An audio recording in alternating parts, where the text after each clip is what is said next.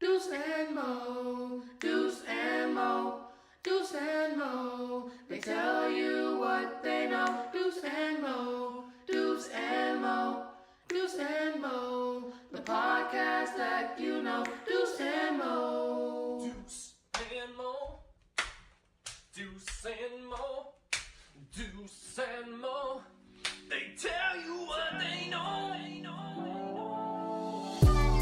Do it for Deuce and Mo, Deuce and Mo. Hey. Do it for Deuce and Mo. When it comes to the Kings, it's my favorite show. Do it for Deuce and Mo, Deuce and Mo. Hey. Do it for Deuce and Mo. When it comes to the Kings, big hopes and dreams as we cover our kings. Never cover the kingdom, but we loving our kings. And we covered your prayers as we doing our thing. Big Deuce with the pod, Lil Mo on the screen. Solo or together, still do it for team.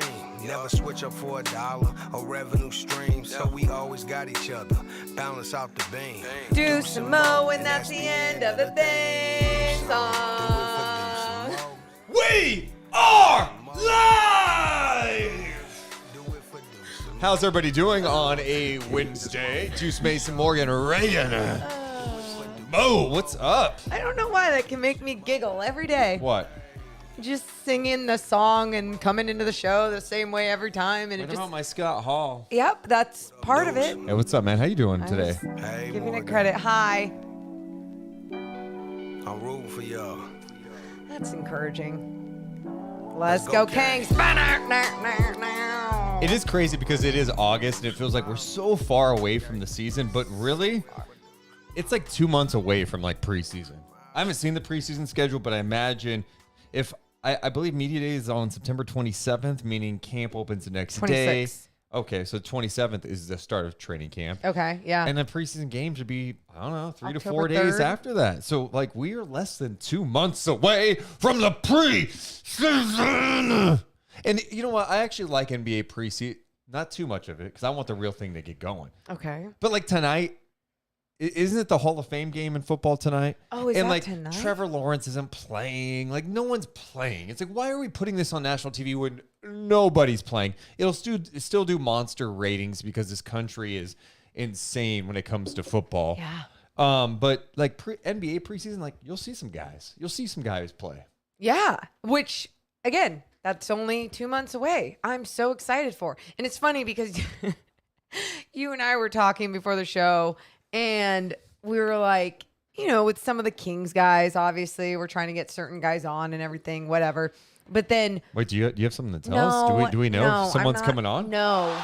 Sources close to this No. situation at this hour say it's not 100% confirmed, but there could be a Kings player joining this podcast early next week. My whole point to even saying any of that, though, was just like, you think about someone like Mike Brown, and it's get your vacation in because he just had this whirlwind of a season, gets hired as a brand new head coach of just like a failing freaking franchise and has to come in ready, but also has to make sure like you have to rest. If you don't reset, you're not going to be your best self. So I hope he's like taking a little beach vacay, taking notes, and then like get back in. You get 1 week. Let's go. Or, yes. You don't just end a 16-year drought. You gotta. It's time to get to work. Yeah. By the way, Tyler in the chat, I think it was. Yeah. What's up, Tyler? Thanks so much for everyone being here. By the way, shout out to our Twitch crew. Shout out to YouTube. Make sure to hit the thumbs up button and subscribe. Appreciate everyone being here. But the Hall of Fame game is actually tomorrow. Oh, there you go. They didn't want to go head to head with AEW tonight. You know, you can't. You go head to head with Dynamite. It's over. Is that why? It's over. Are we going? I think we are. Okay. Although I'm a little concerned. Ooh. There is apparently an MJF update coming today. From Sean Ross Sapp, who's like really plugged in. So you're not nervous, like I just want, it would suck if he was done with AEW. But what if he went to WWE? Then we're probably not going to AEW. Anyway, hope you guys are doing well today. But yeah, the biggest thing you can do is make sure to hit the thumbs up button. Make sure you're subscribed to the channel. It just helps us grow. It means so much to us. Yeah. Thank you, everyone, for doing it all the time, too, because it's just so appreciated. Thank you. It's really, you just see the thumb up, you click it. It's still the effort of doing it and going all the way to the thumbs up. I appreciate it. It takes a very limited effort, though. Doesn't matter. It takes an effort. Okay. So I appreciate you for pushing the button. All right. Patrick watching from Chico. Stop at Sierra. Got to go stop at Sierra Nevada if you're in Chico. Grab a couple ice cold beers. Deuce acting like he knows what's up about Chico. Did you ever party in Chico? Oh, I did. The best part about Chico, from what I understand. No. No. The best part about going to Chico is leaving Chico. We all knew it was coming. In my head, Chico, I've been through Chico. I just feel like I think of Chico, and this could be wrong. Yeah. Okay? It's just hot. Oh, I've only been drunk in Chico. I've never done anything else. So. All right, blacked out Morgan. Well, no, it was like college days, Yeah, and college friends were there. You're just getting drunk. All right, let's keep it going. Not anymore. Deuce and Mo coming down in 3, 2, 1. Hit my music. Deuce and Mo. Deuce and Mo. Deuce and Mo. They tell you what they know. Deuce and Mo. Deuce and Mo. Deuce and Mo. The podcast that you know. Welcome into the Deuce and Mo podcast, presented by our friends at the Detail Pros of Sacramento. Go to detailprosac.com. I'm Deuce Mason. That's Morgan Reagan. We got a fun podcast today. We're going to be catching up with Fran McCaffery, the head basketball coach at the University of Iowa. Coach Keegan Murray for a couple of years. Yeah. He goes way back with him. I was going to say, he's known him for a while, too. So excited to talk to him about Keegan. I mean, obviously he's going to say good things, but like it's so cool to just get some perspective from someone that has literally known Keegan and Chris Murray since they were in 4th grade, because his sons competed against Keegan and Chris. And then seeing him get drafted, but then on top of that, seeing him in person at Summer League compete with obviously people he remembers, throughout those college days. So yeah, it's gonna be fun. Yeah, it's gonna be a lot of fun. Everything good on your end, huh? Why do you ask it like that? Just wondering. Everything's great on my end. Yeah, I don't. This is always funny with you. Is like you get offended or it's off-putting that I ask you, hey, how you doing? Everything good? No. Because you ask me every day, and it's usually like, how you doing, Mo? And it's like, good. Today was like. It was like, oh, hey, is your energy's a little low? You doing okay? That was the vibe I got from you. No. Anyone else got that vibe? No. Anyone else? It was me being genuine and nice. I was just asking. I am just good. Asking. But thank you for asking. I did tweak my back a little at the gym. And I don't even know if it's a tweak. It's just like, when you can't breathe sometimes when you move a certain way, that's what's going on. So I think it will go away really quick. Oh, I wish you luck. I wish you luck. Stretch it out. Someone who's had back issues and have battled back through those issues. Think about where I'm at right now. Today I'm back. I'm clanging. I'm in such a good rhythm right now. Anyway, enough about that. Someone in the chat, Trevor, has mentioned this many times. What? He says, Deuce and Mo, please look up Franken ranking on Google to find the 1 through 10 scale of Fran McCaffery's emotions. It's pretty good. Okay. Do you So want we me may to have to after? look at that. Yeah. Okay. Yeah, I don't know. It's going to be tough. I mean, can you just provide a link somehow? That'd be awesome. I did want to start today's show by talking about Vin Scully, the longtime Dodgers announcer, passes away at the age of 94.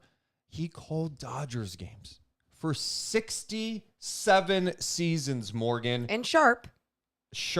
But the biggest takeaway, I don't think anyone has ever said anything bad about Vin Scully.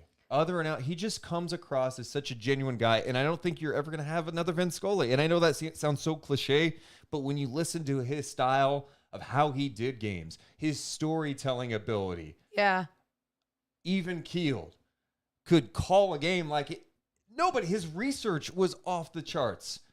I used to, in my early 20s, I have the MLB app, and that's when I worked on the Rise Guys morning show. So being in your early 20s and having to go to bed at like 7:30 at night because you have to wake up at 3:30, it's kind of rough, right? Okay. But I would, on occasion, turn on a Dodgers game and just fall asleep to Vin Scully because his voice is just so pleasant. And I don't know, it's crazy when some of these iconic figures that we've known forever. I mean, Vin Scully has been Dodgers baseball forever. Yeah. We're talking about seeing moments from Sandy Koufax to Clayton Kershaw, which is just a wild range, right? Yeah. And then you see, Bill Russell passing away. It's just kind of crazy, that these legends, it's like, oh, wait, they don't live forever. No. And all in the same week. And it is, it's always interesting, especially when you do have that connection of what they meant for you or for you growing up. And it's sad. And I think you're right. I don't think anyone will ever have anything bad to say about him. I just think I don't want to like say a word like adorable, but the way that he was on Twitter and would tell his stories and tweet, it was adorable and it was so endearing. And I'm just so glad that baseball had someone as special as him. Yeah, one of my favorite moments from Vin Scully, I know this is random, and I tried to dig it up. I tried to find it. Yeah. I could not find it. Was him talking about Troy Tulowitzki's mullet, and he didn't know what a mullet was. He goes, "Is that a type of fish? Is that a type of fish?" So innocent. Yeah. So sweet. Anyway, but seriously, rest in peace to the icon Vin Scully, who, I mean, it's just crazy. I don't know that you'll have another announcer who is as well known as him, right? It's not. He did national stuff. He did football games. He was on one of the most famous NFL calls in history, the catch between the Niners and Cowboys. But because of the era, right? It's just like the early days of media and the transition from radio to television. Like, he was so well known. He was so well liked. It's really, you really can't find anyone who says anything bad about Vin Scully. And what's crazy too is that he was connected to a team that everyone hates, right? Everyone except a Dodgers fan. So yeah, it's weird that most people, especially in Northern California, don't like the Dodgers. But even if you hate the Dodgers, even if you see that Dodger, I was walking today and I saw some person in my neighborhood flying a Dodgers flag. Disgusting. But Vin Scully was like, no, it's different. I mean, he was calling Dodgers games when they were in Brooklyn. I know. It's just been wild a long stuff. time. Yeah, been a long time. It's really wild to consider all of that. All right, coming up in a few minutes, Fran McCaffery will be joining us live. We'll chat with him. I know he's in our Zoom call. He's probably getting all set up now, so we'll get to him once he's there. But yeah, you just think of what play-by-play announcers. Of course, like I'm a nerd for play-by-play. I'd love to do it at a high level at some point, doing it in the G League. Sure. But like, there's so many people I have admired over the years. And I also think of Gary Gerald, the G-Man, who I've been working side by side with for, almost a decade now. You're so lucky. he has those Vin Scully like qualities about him. Yes. Just a super nice guy who prepares. No who one has has a bad thing to say about him. Right. It's just a crazy passion for the game too. Yeah. And when you see that in some of these people, you just don't want to ever see that loss. And there's people around in sports that you see don't respect the craft of broadcasting, play by play or color. And you'll see that at times. And it hurts because there has been so many great people throughout sports history that respect the craft at such a high level. He was obviously one of them. G-Man's obviously another. And there's so many more that are there as well. Well, rest in peace to the icon Vin Scully.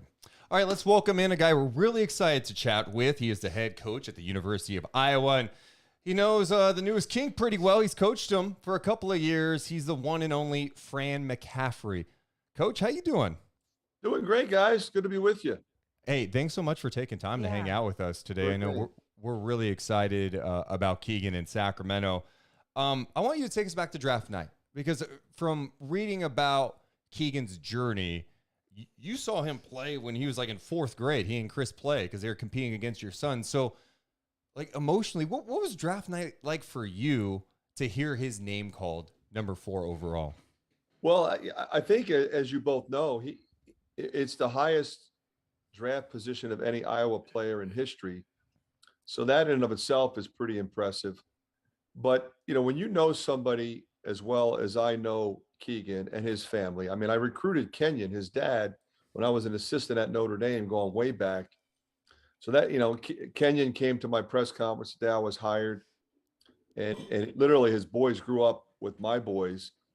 And it was interesting how he developed. And we've talked about that before, but they were always really good players, but they were skinny and they were smaller. But they just hadn't grown into their bodies yet. They just kept growing and they kept filling out. And as they did, their complete skill set, and this is both of them, manifested itself. I mean, obviously Keegan last year set the record for points in Big Ten tournament history.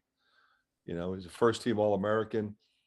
So when you see somebody with unbelievable character grow up and max out their potential, and he's still not there yet. He's going to be even better, but I think we saw it in the summer league. So I'm thrilled for him. I'm thrilled for his family, and I'm excited for his brother this year. Yeah. When you saw, or when you recruited Keegan, did you ever think like, oh, he's going to be a future lottery pick, or did he just exceed your expectations? Yeah, I don't know that anybody thought lottery pick, but it was interesting because it's hard to imagine the 4th pick in the draft, his rating coming out of high school would have been 347 in the country. So, wow. That's pretty amazing. So, I've been doing this a long time. So, I recruited Kobe Bryant. You look at him, okay, there's a lottery pick, right? Jason Kidd, okay, there's a lottery pick. Like, you know that. What I did know was, because what happened with him was because he grew late, he didn't really dominate until the latter part of his senior year and then his prep school year. And he was a dominant player. So I think evaluating him against top 50 players. So we're looking at guys certainly in the top 100, some of whom were in the top 50. And what would happen is I would go watch these guys that we were involved with, and I'd say, I think Keegan and Chris are better. They're not rated there, but I think they're better. So was I surprised that he became really good, that he was one of the dominant players in our league? I don't think so. But I don't know that anybody can say, oh, yeah, I know he was going to be a lottery pick. I know he's going to be the 4th pick. I mean, I think that's something that, I think is innate in him. What he did last year was amazing, because we all know how hard it is to be that consistently put up those kinds of numbers. You said before, I read this a couple of days ago, that you believe Keegan and Paolo are probably the best two players in this draft. Why do you think that? Why do you think that Keegan is up there in this draft? Like, what separates him maybe from all the other talented players that got drafted? Yeah, and it's not in any way a reflection, a negative reflection on Chet or Jabari Smith. I just felt like just watching college basketball like I do, that those two guys were the two best players.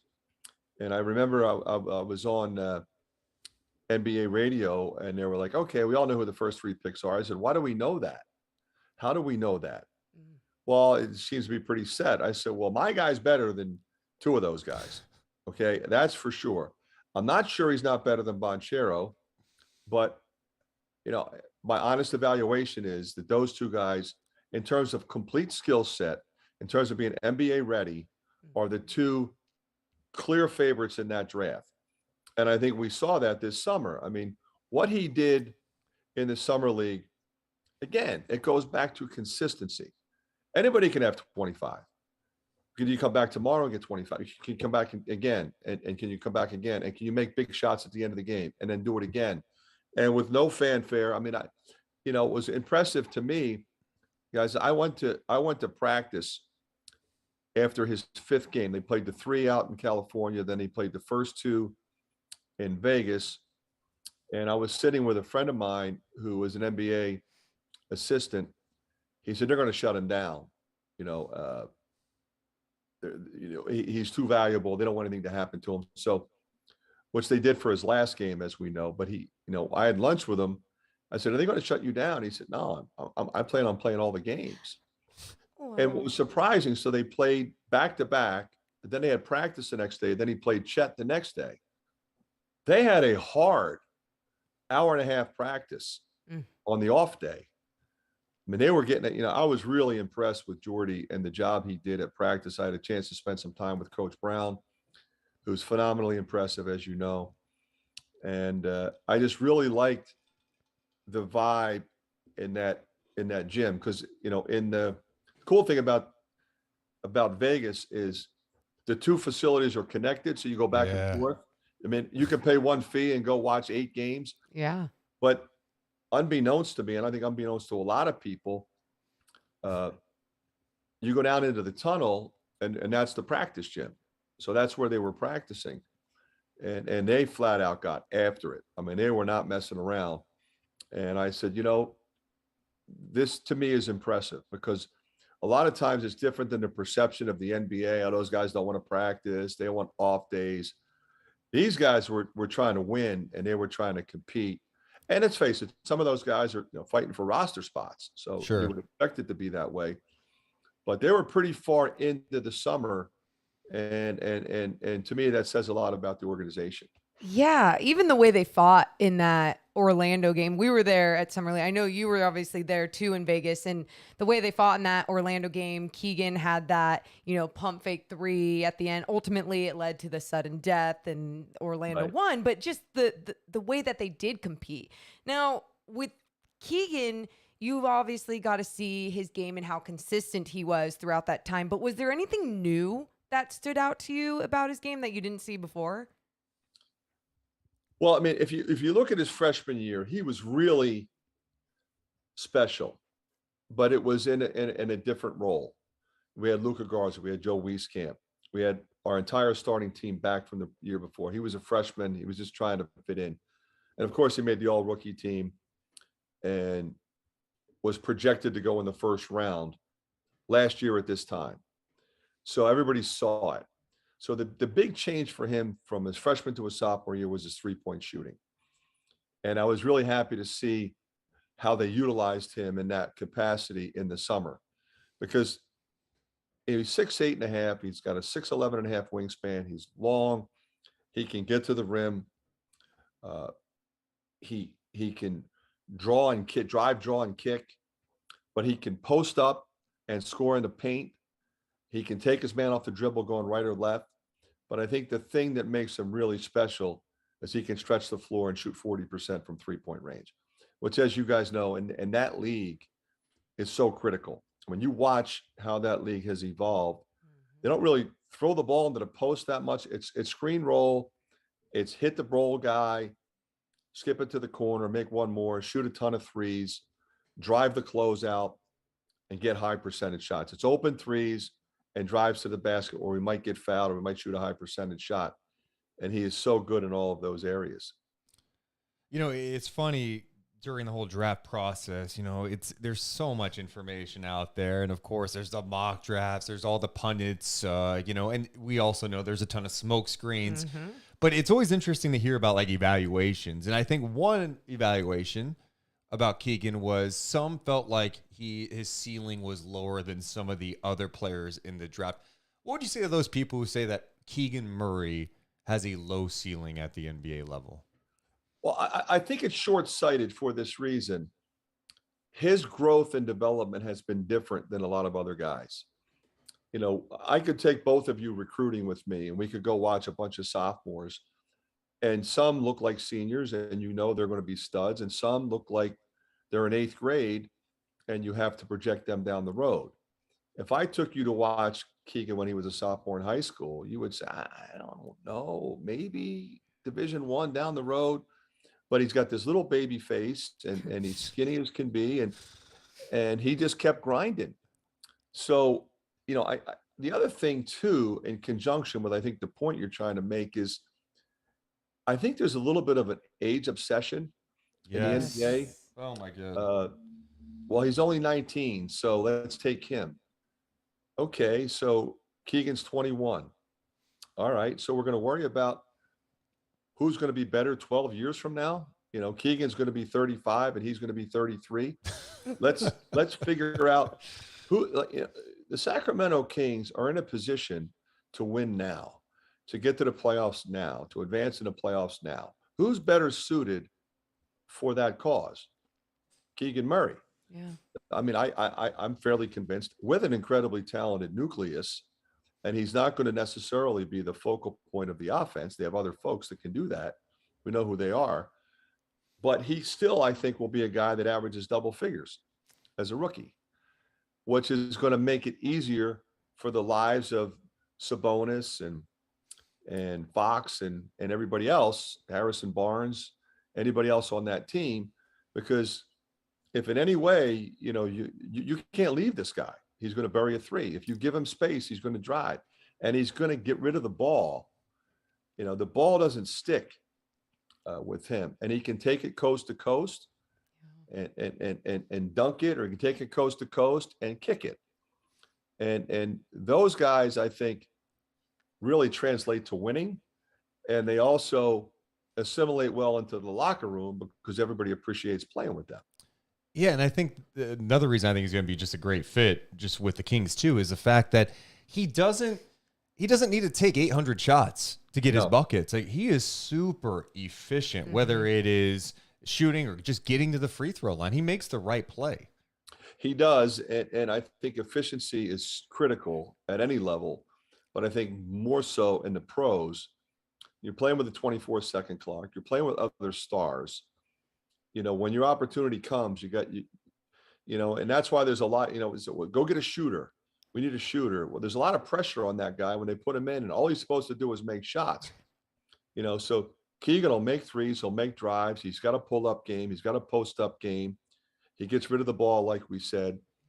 And I think the more that you move and share the ball, the better chance your team has to win, the happier locker room you have. I think it fits Coach Brown's system. We know where he's coming from. We know where he's been. Yeah. You know, he's going to institute, I think, a winning culture, and that's why they brought him in there. And I'm just really excited to see the whole thing unfold. Yeah, because you mentioned that you talked to Jordy Fernandez and Mike Brown for a little bit in Vegas, and Keegan seems like the type of guy that just has this great head on his shoulders, that not only knows how to stay composed, but just understands what it's going to take to evolve his game and to keep developing his game. What do you think that combination of coaching staff and Keegan Murray is going to lead to for this Sacramento Kings season, especially since they've had a losing franchise for so long, but it seems like they've got a lot of winners coming in? They do. And I think what'll happen is the staff will appreciate Keegan's desire to be great. So he's the guy He's 21 years old, but he'll be in the gym. He'll be in the weight room. He'll be watching film. He is, I mean, some people that don't look at it like we do might say, well, he's boring. Like, he's not going to be at the nightclubs. He's not going to be out till 4 a.m. He's not going to be dating movie stars. Okay. It's just not who he is. He's going to be a grinder, and he's going to take the professionalism side of the NBA seriously. He is going to try to perfect his craft. And I think as an organization, as an owner who has to pay this guy, you appreciate that, because you want everybody to be that way. This is professional basketball. This isn't fun and games. This is professional. This is the big time. This is the highest level there is on this planet. And your ability to be successful and sustain a lengthy career is going to come down to one thing: your professionalism. And if you're going to be a pro, act like a pro. And that's what he'll do. Yeah, it kind of goes to something you said to Jeff Goodman. I love this quote. You said Keegan's not low maintenance. He's no maintenance. And yes, I mean, I feel like that's really high praise. And again, like, from a guy who's a star, like, he just seems like he has the right mindset. And I feel like having a guy that is zero maintenance, but is as good as he is, I mean, that, like, could set the tone for an organization. It probably helps set the tone for your program a bit too. Oh, there's no question. I mean, everybody in our program loves Keegan Murray. Like, if you can't get along with him, then you are clearly the problem. Okay, it's that simple. He is zero maintenance. He led the league in scoring. Never one time did he say, hey, you're not running enough stuff for me, or put me in more ball screens, post me up more. Why didn't you run that play for me? Never. If you run a play for me, great. If you don't, I'll go get it off the glass. I'll put it back in. He knows I gave him the freedom. I mean, he had the total green light, shoot it when he wants. I wasn't going to yank him. I wasn't going to yell at him. Yeah, this is bad. He knows what a good shot is. And I want him to trust his talent and go make plays. And that's what he did. And that's what he's going to do in that league. I mean, if you think about it, how critical is it to sort of have that personality when you're playing 82 games? If you get too high, too low, too emotional, too angry about any number of things, it's going to be a long season, and it's going to be an ugly locker room. But this guy is just going to come in and try to help his team win, help his teammates be better, try to get the team into the playoffs. I mean, he's not a big talker.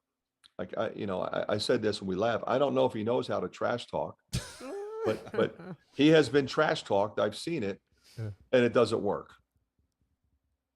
Man, I do want to get to a couple of questions from our audience that they submitted on our YouTube page. One is, what is the greatest basketball attribute about him that no one is talking about? I think, we've kind of alluded to it, but I think it's his demeanor, his consistent approach mentally. So what does that mean? So he's constantly calculating how he's going to outplay the guy that lines up in front of him. It's not, okay, I'm going to come out and shoot threes today. I'm going to come out and drive the ball today. No, if there's an opportunity to drive it, he drives it. If he's open, he shoots it. If you're open, he passes it to you. He rebounds, he offensive rebounds, he defensive rebounds. He guards his man. He stays out of foul trouble, which was a problem earlier in his career. But he's a freshman. That's what they do. They come in and they're aggressive, and you don't ever want to take that aggressiveness away from him. But his demeanor and his approach is so professional. And we talked about that more than once today, but that's what I think separates him. And it's all, I think, from a mental component. When did you notice, or maybe realize that, hey, this kid could be special? I think it was pretty much the first week of practice. Okay, this kid's special. I wouldn't have said to you, okay, I'm only going to have him this year and next. Mm-hmm. But I would say last year at this time, because we practiced for about 8 weeks in the summer. So with Luka gone and Joe Wieskamp gone, okay, Keegan, okay, now it's your turn. By the end of the second week, okay, we got him for 1 year. And I remember, and I don't remember what team it was, because we probably had 3 teams a day for September and October. 3 NBA teams a day would come to watch him. And the one guy said to me, he said, Coach, I mean, take this the right way, but enjoy him for this year, because he will not be here next year. Oh, I knew that already, but yeah. hearing it from a professional and, you know, on the other side, you know, and then the other way you can tell is, you know, agents are beating up my phone. They're beating up his dad's phone. They want to sign him early. You know, agents go after the right guys. They're not dumb.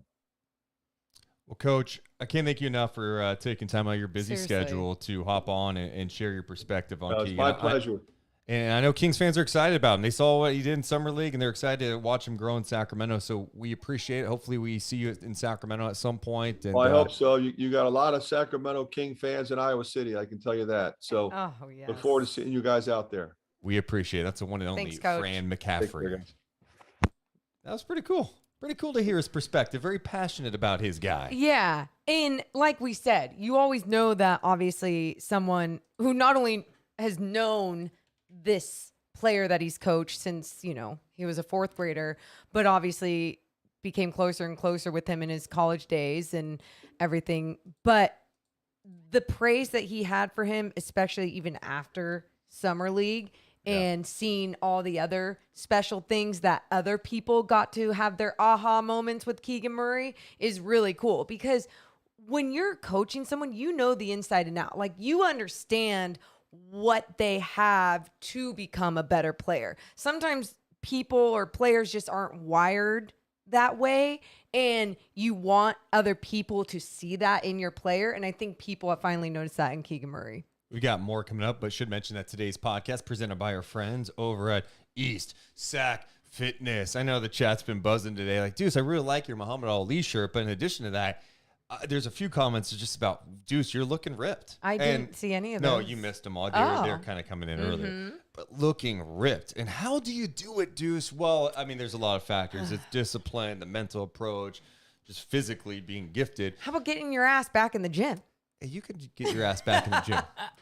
Seriously though, ESAC Fitness is a great spot. I like it because it's not like one of those big box gyms. And I know you know what? I'm not offending anyone by saying that. I was like, no offense to the people who do Yeah. that. You know what? If you're offended by that, screw you. No, be nice. Go to ESAC Fitness because they've got everything you could possibly need. Functional fitness classes, coaches that will guide you through it so you don't get hurt. They've got yoga, they've got spin classes, a recovery room with a cold plunge. I got to do sauna. that.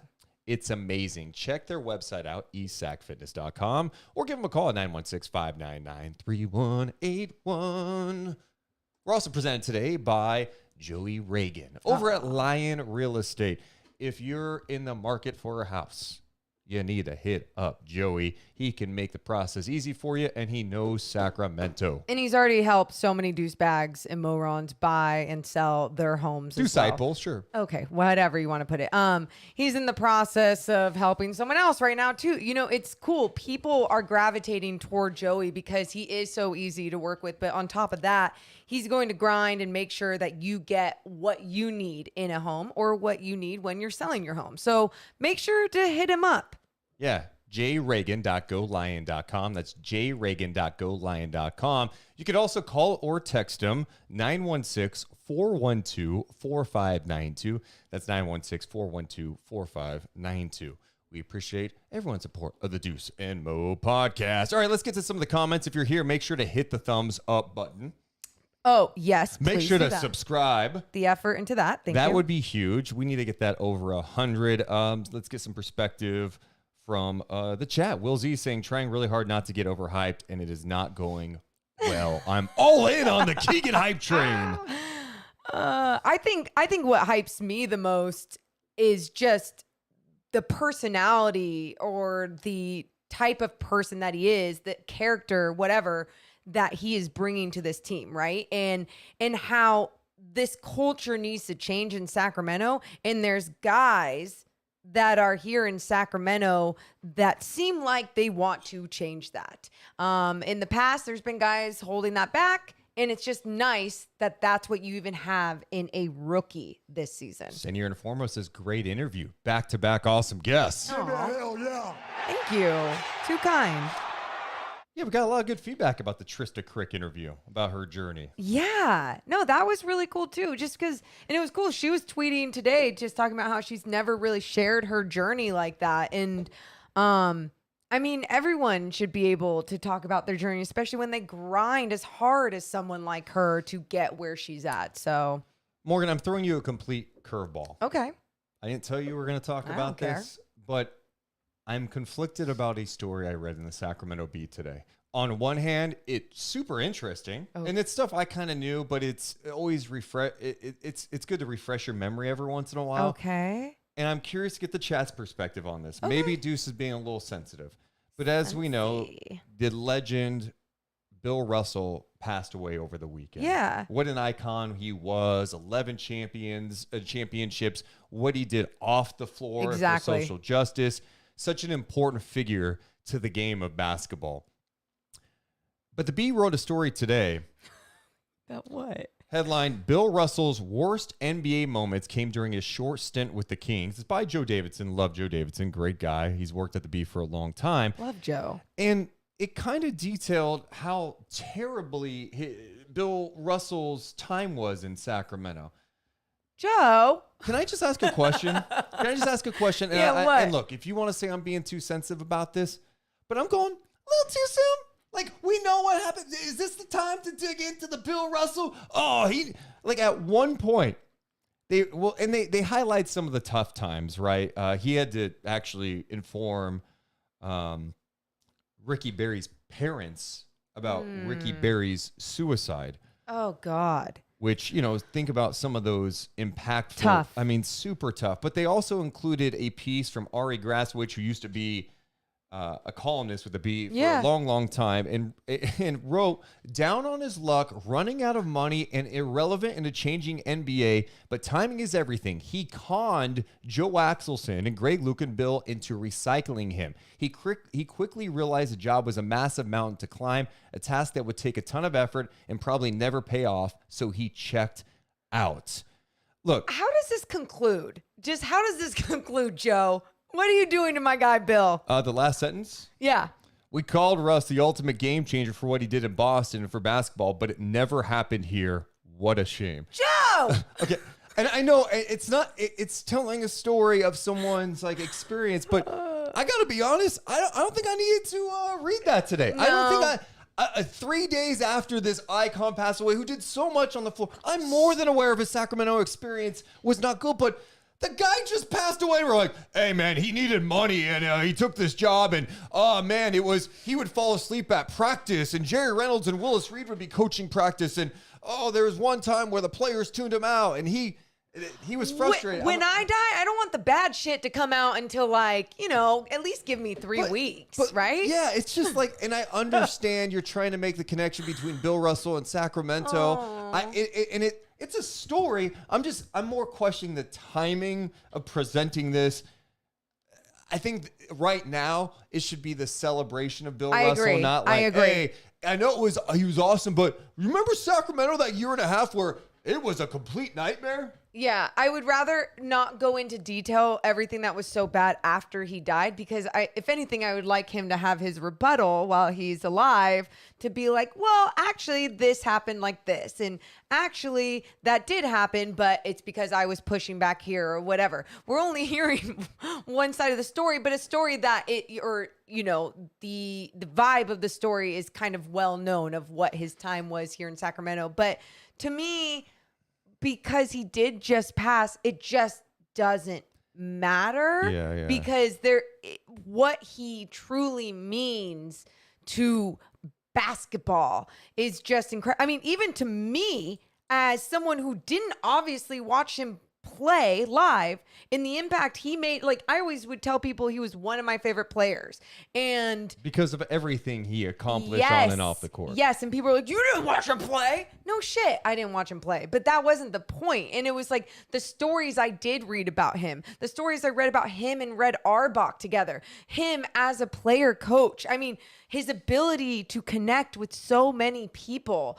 And I just don't need to hear that right now. Right. But that's so interesting. I wonder why. We've got to ask Joe why he did that. And Joe wrote, simple. He didn't see any Boston Celtic magic in any of his Kings players. He had a roster of marginal talent, so he grew bored and became detached. He grew alienated with players and staff. He declined to do public functions with the Kings. He didn't give media interviews or engage with fans. He didn't see anything of them fierce and determined in his big men, Joe Klein and Jawan Oldham. He didn't feel the magic, and so he didn't push through it. Again, I'm not denying that, like, hey, some of this stuff happened, but let's maybe not bust this out 3 days after. Like, No. too soon. No. Just a little too soon. I'll give you that, especially Juice. for a guy who overwhelmingly did great things as an individual on and off the court. Interesting curveball you're throwing at me today, because it's true. Like, this is something that we would just obviously talk about even after the show and be like, what? Why now? Why now? But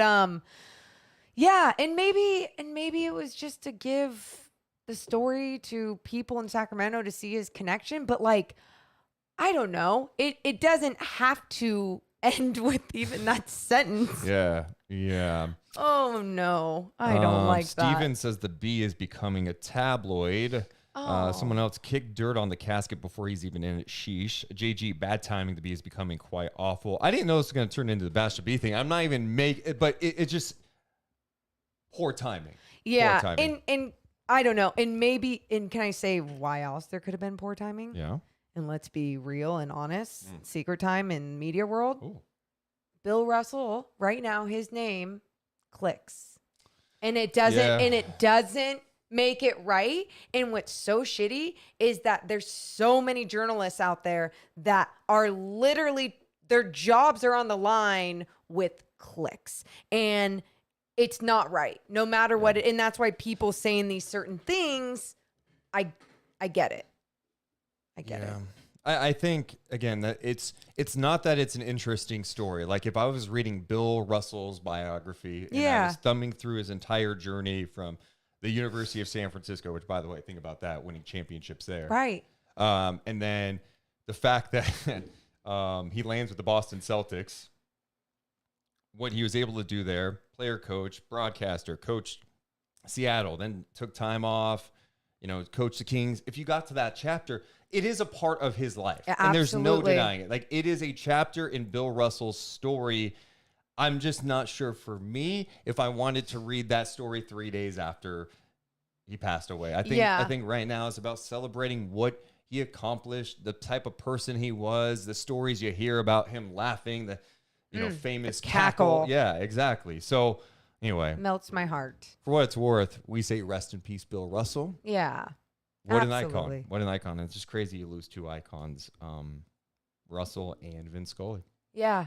And another thing, just speaking of Boston Celtics icons, we have a listener that he said his dad had passed and his dad gave him a Larry Bird autograph Team USA poster that is framed. And he's like, my dad would love for big Kings fans, basketball fans like you guys to have something like this. That's dope. And so anyway, thank you again to him. And we're going to meet up with him at some point and pick that up.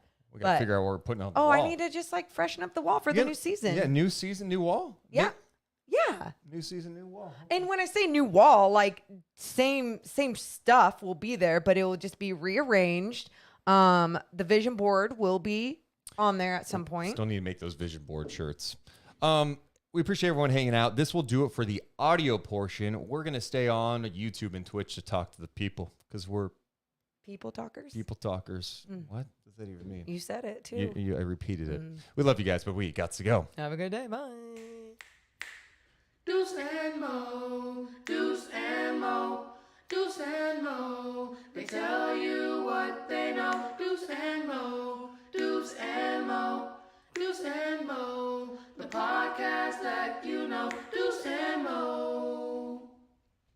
right, shout out to the audio people. Thanks for being here. Let's see here. I want to get to some people. As a new fan, following Keegan from Iowa, what vintage jersey should I buy? Weber, white chocolate, Peja, Bibby. Weber. I mean, Weber. That's where I know my love for that squad. It's so tough. I love Chris Webber. There was a phase, I don't know, I went back and forth. It was Weber. I loved J. Will, Bibby. Oh. J. Will is just like a I was walking classic. around. I was walking around doing the ball dance. Oh, okay. We all. Why got is that it. outlawed in the NBA? Why do you guys get fined for doing that? I don't know. Honestly, I think it's great. Like, it's not like you're flipping someone off, you know? Even if it means basically something like that. Ice in the Veins has replaced the ball dance. Bring back the ball dance. Skylar Diggins did this the other day. Like what? Like that? she's insane. Like she just like crossed someone up, and then was like, "Can't mess with crazy." She's no Kelsey Plum. I mean, she's pretty effing good. Kelsey Plum, stud. Amazing. Kelsey Plum just keeps getting better too. She like ruptured her Achilles like 2 years ago, and now she's she's had a journey back. Yeah. Damn. Oh man. Bag says, "Can I get a recommendation where to get a chicken parm sandwich in Sacramento?" I don't know in Sacramento. I have no actually, idea. but I remember there was this place called Dominic's in like the Roseville, Granite Bay on Douglas. Okay. And it's called Dominic's, and it's like a bomb-ass Italian place. And you can find a chicken parm there. Let's get to some comments on Twitch, too. Someone says, dope interview. Love the way Iowa plays, too. Bad Luck Crypto says, I saw Deuce at Summer League. He is jacked and in great shape. Big Papa Deuce has got your hookup. What? Yeah. No. None of those things. None of the above. It's a fact. It's a fact. Fact. All right. I saw someone else say NBA players can't wear the number 69. Is that true? Rory said that. I don't know. Let's look it up.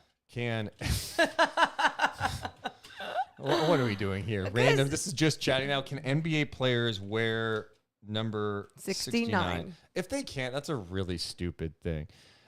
Is the number 69 banned in the NBA? No NBA players ever worn it. It's on Reddit. Now we're venturing into NBA Reddit. Someone said, I read that Dennis Rodman tried to wear it, but Stern said no, LOL. Yeah, there's some random ass jersey numbers. I think one of the most random jersey numbers was actually a Kings jersey number. It was Ron Artest wearing 93. That's a random number. 93? Yeah, I can do that, though. You can do that. 93. Oh, are you? Foul. Okay. You're being official. Yes. I was like, why is she doing that? I was just thinking of how you would do that, and that's actually really easy. So, Johnny Dewitt says, I've been trying to find a Turkoglu jersey for the longest. Ooh. Dude, I know I've mentioned this before on like a night chat. I will never forget one birthday. I wanted a Kings jersey so bad. This was like peak Kings, 01, 02. I wanted Bibby. I want a Bibby, Chris Webber, or like Page. You list off like the top three. Yeah.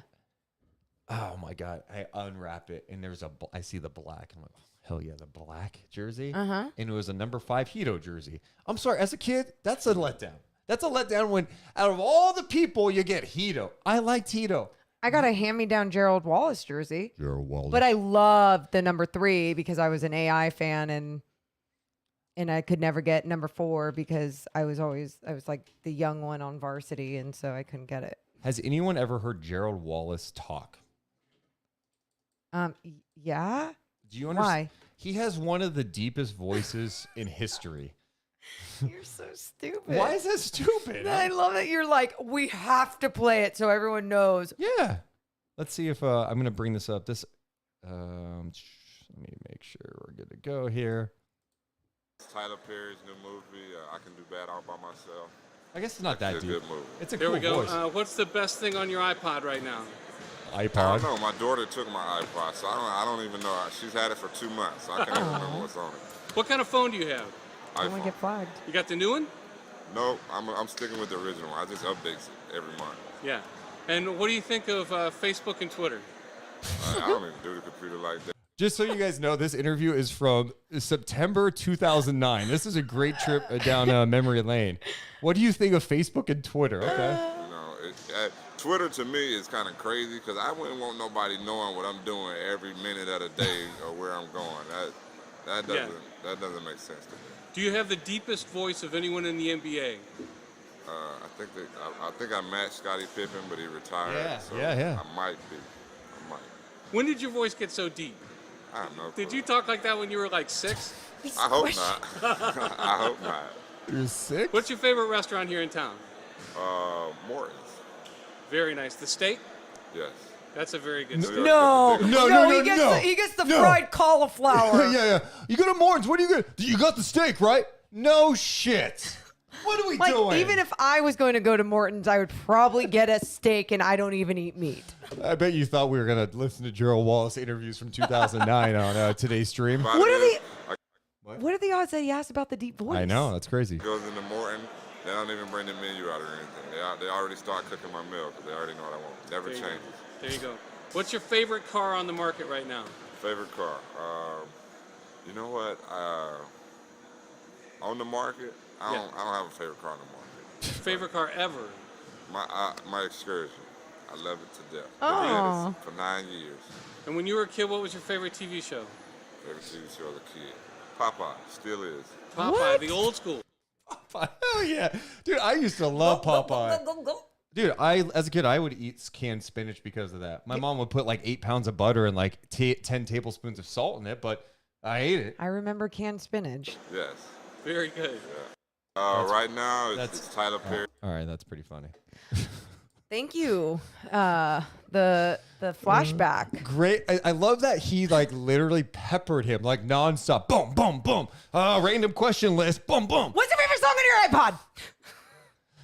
iPod? He does sound similar to Scottie Pippen. That was weird. That's why we went to that interview and he was even asked that question. Actually, dude, this is what I love about doing the podcast. Where we do the podcast, we end and hang out because now I feel like I can just he's look just up on a roll. different things. Then you can do whatever you want. Dave, I need to look up this guy that I used to work with at Good Day Sacramento. You know him, Dave Grassoff. Oh, yeah. So he would. What is it that you're looking though? So he used to put out on Twitter a lot of old school kingship. Okay. He's from the best, by the way. Nicest guy ever. Like so great. Let's see here. Is this him? No, what? That's not. Yeah. Did he get rid of his Twitter? Like, wasn't it like camera guy or something? Morgan, you're so Am I smart. right? Am I right? Is this Deuce Unleashed? I guess it is. You're right, Morgan. I think it was Camera guy Dave. That is great. I don't know why. Camera guy Dave won. Let's go. He has all this news on his Twitter now. No, but he has some random old King stuff that he has put out over the years that is pretty amazing from like their playoff runs. And it's stuff that like a lot of people haven't seen because, you know, it was for a local TV station. It's not like stuff you saw on NBA TV or on like the national broadcast. He also has, he's like the traffic guy there too, where he drives around. And so most of his stuff are car wrecks, which is really depressing to scroll through right now. Yeah. And high school football. I know what I can do. We're just hanging out, right? More, why don't you read the chat? Thank you. Thank you for allowing me to read. Let's see.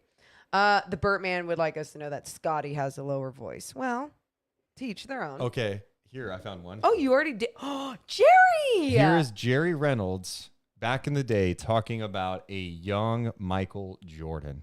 You know, he's amazing. I mean, if without him, we might even actually played him a ball game. He's great, I guess. What can I say? You saw the same thing I saw. What are you going to do with it? We tried everything. Tried different people, different traps, different doubles. You know, he's a joke. He's so good, it's a joke.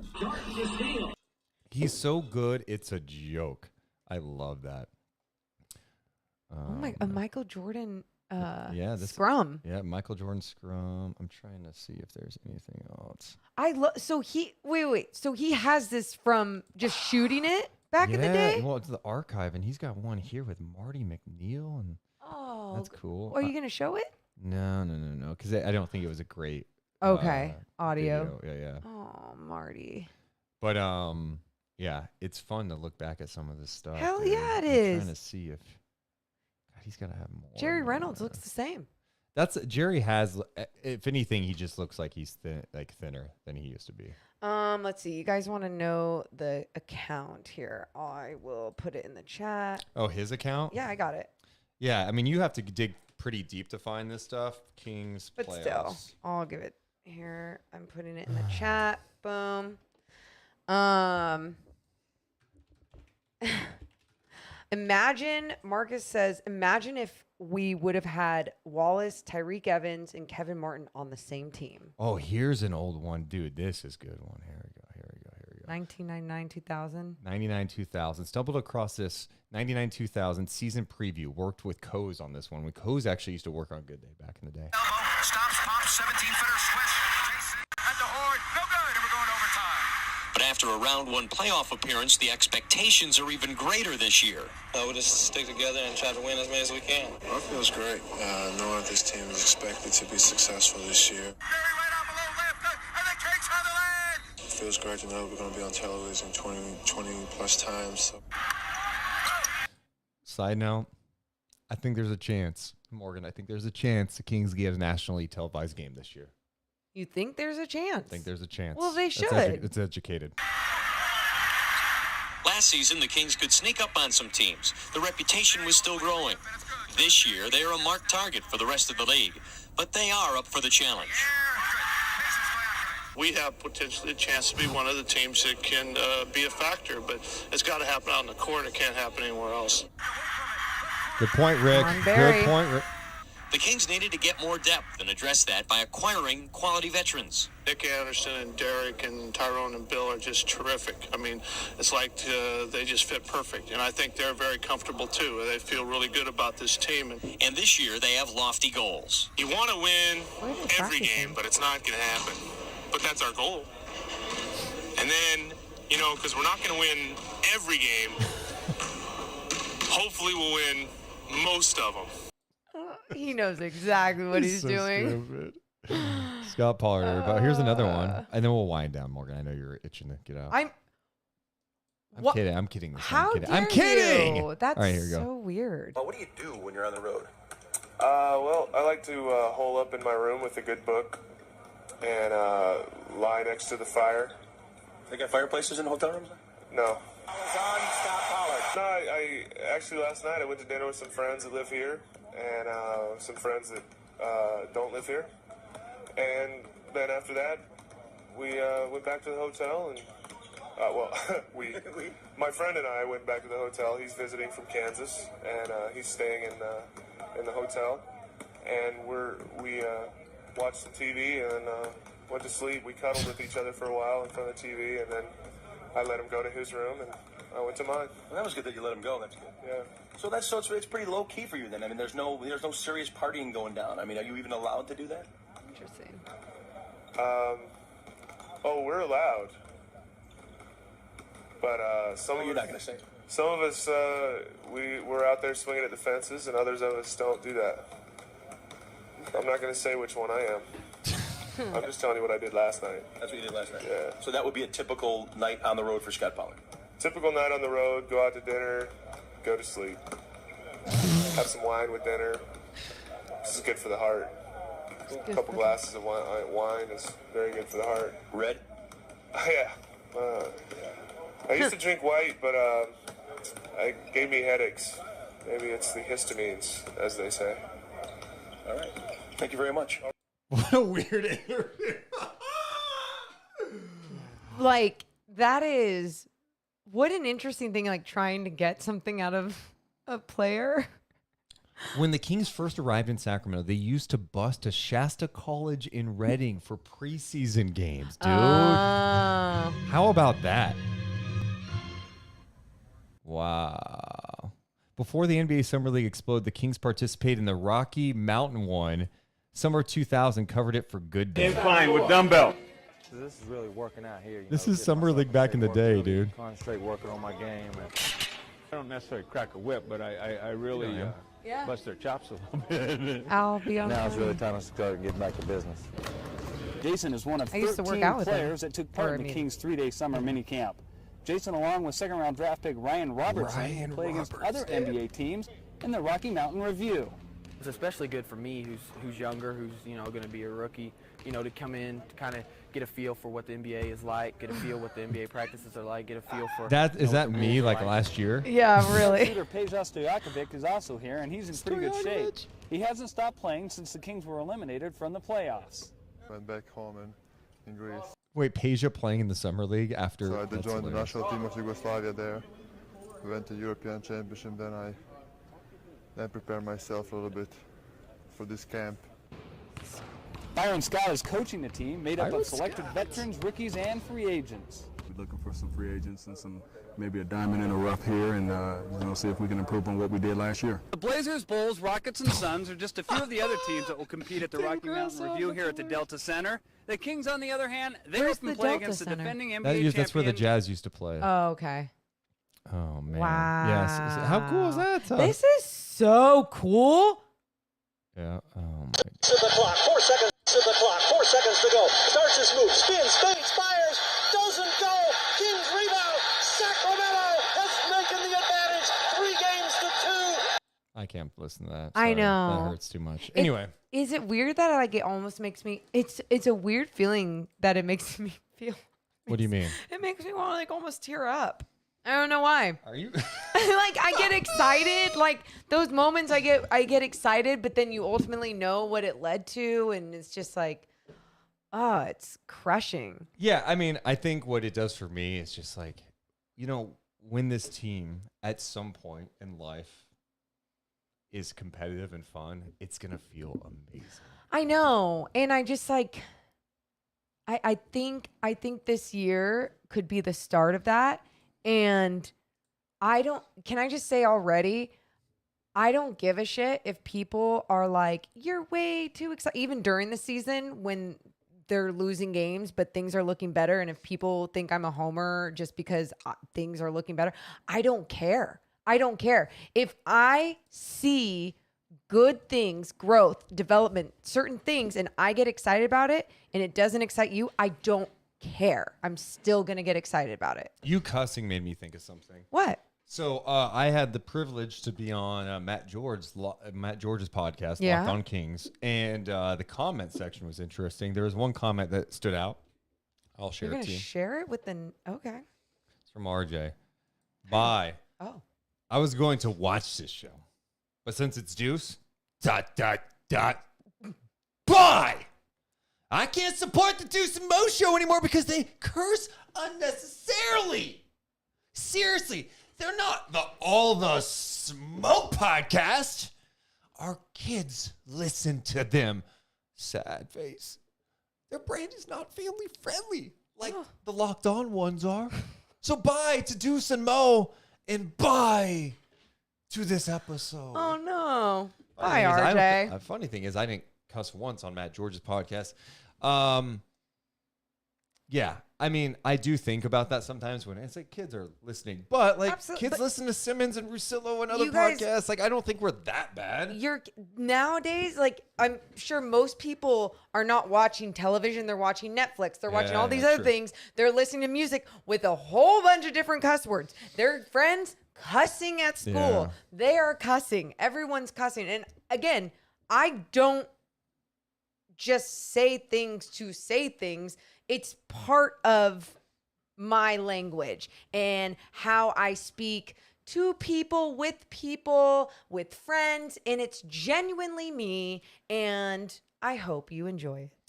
Yeah, I don't drop a whole bunch of F-bombs, No, and I do off air. I've dropped an F-bomb on the podcast or two. You've dropped some. I try not to. You're right. It's not like a thing where hey, let's push it like we're the Attitude Era in wrestling. No, it's the genuine me. You would get an F-bomb in every sentence. You would get a lot more other things that I will not say, but hopefully one day we can even get there and everyone's just kind of there and it's like you're genuinely your full self, how you talk to your friends and other people and my parents. I cuss that much with my parents. My mom cussed so much in front of us as a kid. Yeah. I mean, that was like nothing. Yeah. Like I was exposed to like. And you didn't turn out bad? Debatable. But what I was gonna say is then I'll never forget this. In 6th grade, my buddy Sean brings a CD to class. Which one? Dre 2001. And I believe Marshall Mathers LP, like Eminem's like first like really monster one. He had the one before that, but monster one. And I just remember we were young kids listening to Forgot About Dre and Eminem in 6th grade. When I was 7, I was repeating. That was harder to get back then. I was listening to Sublime and repeating everything that they were saying. Life is too short to love the one you got, because you might get run over, you might get shot. Like everywhere. My parents were like, no, we're not going to do that. Sublime. Yeah, I remember a neighbor growing up in my apartment complex. You know, I knew the smell of weed for sure. Yeah. Always listening to Sublime. Ugh, what a Smoke 2 gem. joints in the morning. Smoke 2 joints at night. Anyway, I thought that was a funny comment I had to share. I think that's going to do it for our stream today. Aw. You want to keep it going? Well, keep it going. No, but it just makes me sad that we are doing like if anything comes up, like we said, we will be on. Look at Morgan itching just to be on. You guys, I'm itching for October. Even with this little extra time, I think I told you yesterday, I was like, it's been fun having extra time to get things checked off a to-do list, things I've wanted to organize, all these other things. But it's also like, wow, I'm just a much better human being when I'm streaming. I just love it. I enjoy it so much, and I just want to be streaming. People are saying keep it going. I want to be streaming too. I have to stream actually, so I'll be right back. Thank you. That's weird. Dirty mouth. Just how I like it. What, Steven? That sounds weird. Tyler says Sublime and weed. Yeah. I don't know. I had a friend that didn't like me saying goddamn in front of her. And I think because she's religious, I don't even know. But so I stopped, like, out of respect to her, I didn't say that. I chose other words around her that were far worse. Kind of kidding. Yes, Bertman, it's tinkle time. Start a countdown until the season. Should we? Dude, you guys, okay. I want to get like a neon sign for the back. I know that you can get cheaper ones, by the way. It wouldn't be real neon, but I think it would be so fun to have like a Deuce and Mo podcast. I got a neon quote for one. Dude. Yeah, that'd be kind of cool. Wouldn't that? So then I can rearrange the wall, shove Larry up there.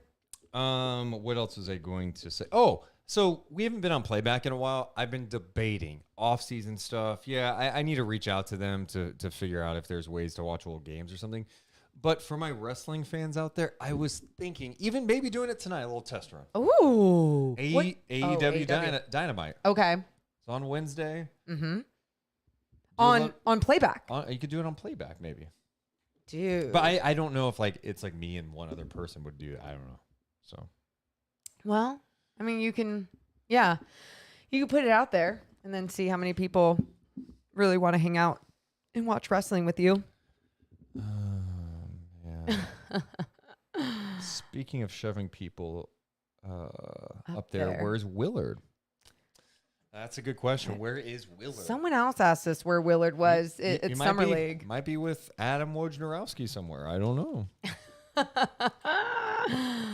Oh my God. I cannot believe Adam Wojnarowski has 281 followers. It does crack me up that in like the engagement on his profile. What the hell? Like, tell me this. Why did this get so many retweets? Because I think some people took it seriously. Yeah. Someone did comment and said, oh my God, this got me. Like it tricked them. I just need to know for those people, how does someone whose name is Adam Wojnarowski with Woj, Deuce, and Mo? I guess it's the same thing that everyone gets tricked by the Ballsack Sports account. Yeah. You know, have you seen that account? Yeah. It's people aren't looking. Ballsack Sports. Dude, good for them. 196,000 followers? That's pretty crazy. Today, we will focus on the dangers of misinformation in the media and stress the importance of media literacy. Social media and the internet has enabled users to create and spread misinformation at record rates. Yeah, exactly. It's pretty easy to come up with a fake graphic. That's so true. It's so true. Trying to see if they have any good ones they've done lately.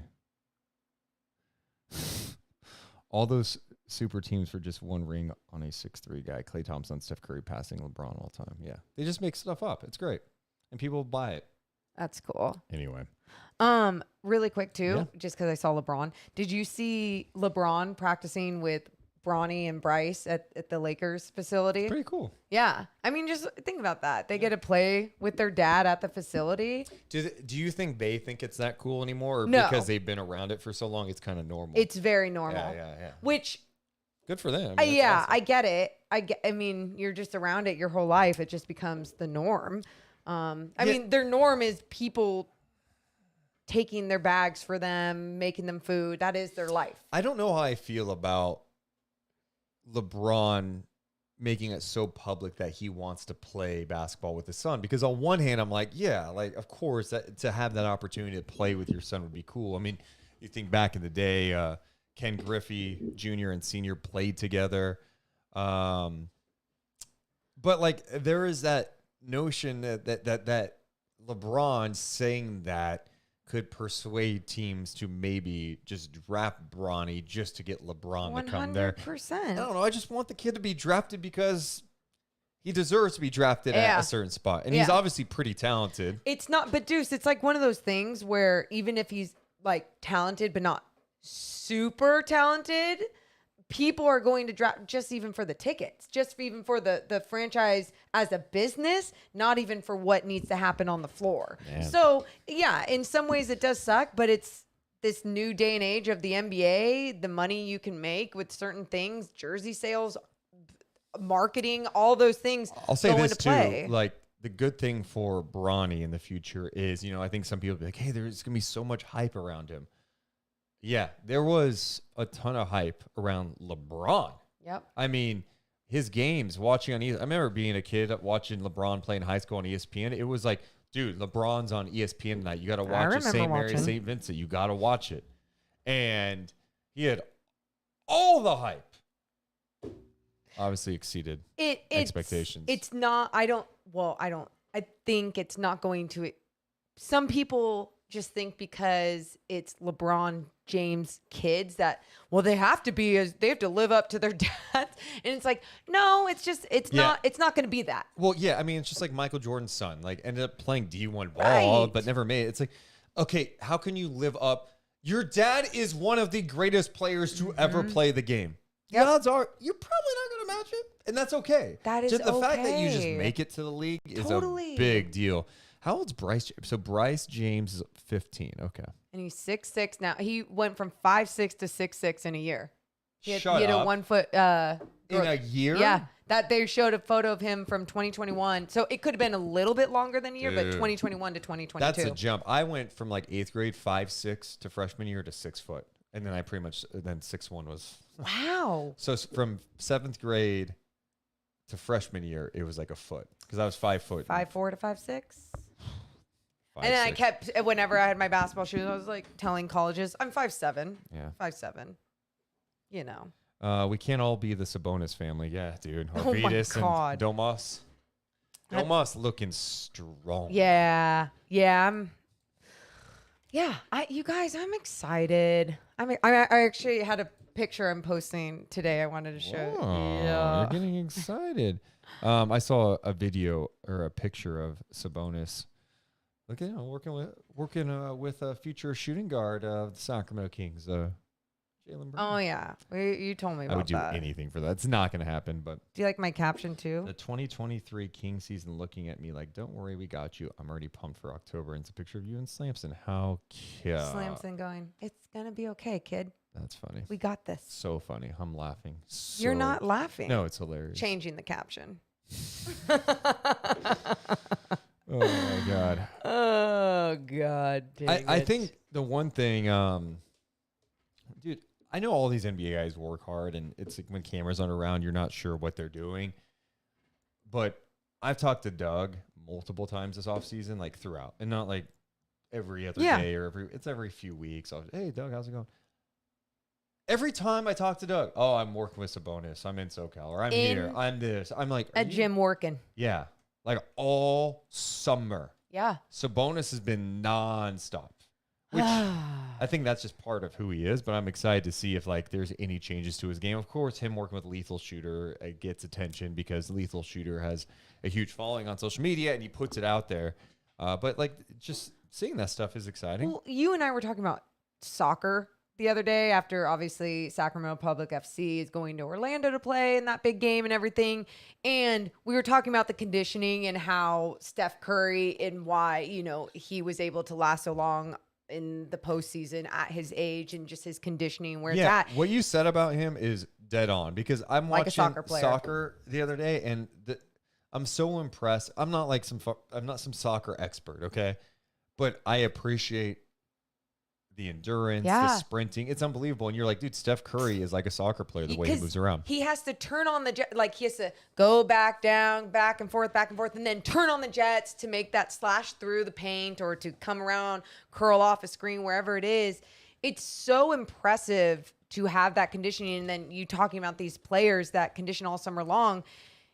It's about pushing through those hard times and recovering and making sure that you're also recovering and doing the right things to your body throughout the entire summer. So then when the season does hit, it's like, if anything, it's less. So then you're ready 2 days later to have another game and to play 35 minutes, whatever the hell these players are going to look like on the floor. By the way, we were talking about sons, right? LeBron's son. Yeah. You know, Peja's son just got offered. Oh, yeah. Look at the interest he is drawing right now. Nuts. He retweeted this. The finalists for him, Duke, Oregon, Stanford, Texas, UCLA, and Virginia. Dude, good for him. That's so cool. He's and 6'6". Jesuit, too, of course. I was actually talking to a buddy who's played with him over the weekend, just like in pickup games. Oh, yeah? Yeah, and he said what's so interesting about him is that you know, Peja is not like pushing, like has not pushed him at all to do this. Like he was telling me like his feel, like Peja's son's feel for the game and just understanding, high IQ, like can shoot cool. Good size, and that it's not like Peja's like, all right, you got to be an NBA player, you got to do this is what you got to do. Yeah, it's like no, he just lets him play. Dude, I remember Peja's kids. They came to a junior NBA clinic years ago, and it's just great. All of his kids just like sprouted, became huge. Dude. Good for him. That's cool. Yeah. Are you kidding? Yeah, it's really cool. Yeah, Duke offers you a scholarship. No big deal. I mean, like, aren't you going to Duke? Oh, they offered him. Someone's saying they 6'7". Wow. 6'7". Damn. Oh, wait. Does Kentucky on here also holds offers from Kentucky? Damn, dude. You're going to Duke, right? Well, I guess Coach K's not there anymore. Coach K's not there anymore. But if he's 6'6" now, oh, by the way, I think he's a junior right now. He's going to be a senior. He's not. Yeah, he's going. I think he's going to be a senior. Jeez. So who's to say? He's probably going to be like 6'9", 6'8", 6'9", right? Rory said he declined St. Mary's though. Adrian says Mo is the reason why Peja's kids are so good.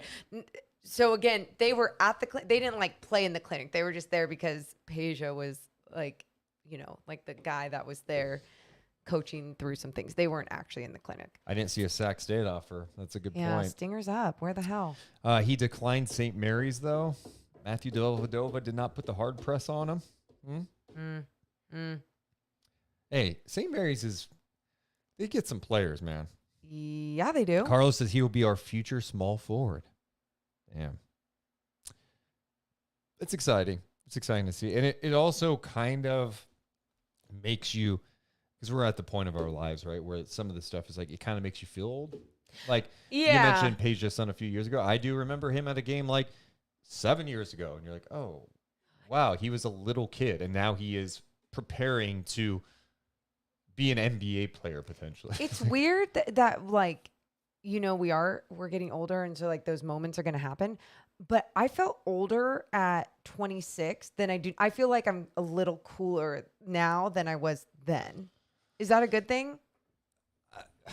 In what way are you? I think no. Because like when I was in my like late 20s, mid 20s, I remember always being like, I'm not gonna evolve with music, and like the TikTok wasn't around, but like I just never thought I was going to keep going in that direction. I'd be like, oh, all the kids do that. I was a lot like that, and then finally, like I just became very open-minded to being like, I don't want to be old and not know what these things are. Yeah. And so when I jumped on, then I just feel like I get it, and I'm with it as I keep getting older, and I just as I'm in my 30s, but I just like it. A good point from Rory in the chat. What? Says I'm kind of like a Benjamin Button. Who? You Oh, are? cool, yeah. Wait, is that a bad thing? Crap. Oh, good. See? And someone said, I can vouch for Mo because I'm 26 and feel ancient. Yeah, you just stay open-minded. You'll be cool. Mo gets more swaggy with age. Thank you. I agree. I mean, I think you should always be trying to find ways to evolve, so.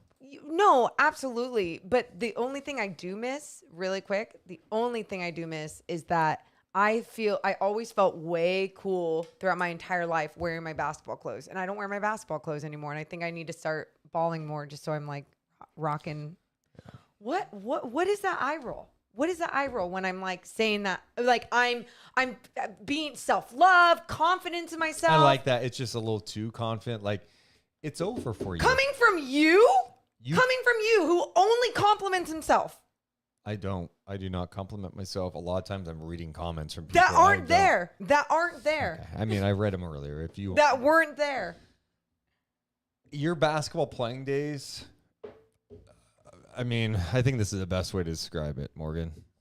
That's fine, but it's over. No, see, that's okay. I'm not talking about my playing. I'm talking about how I felt in basketball clothes. I felt like the prettiest I've ever been in my basketball clothes. I do. I always Would did. you wear like baggy shorts like back in the day? Well, or would yes. You, would you change it up? Oh my God. I was so baggy. They evolved.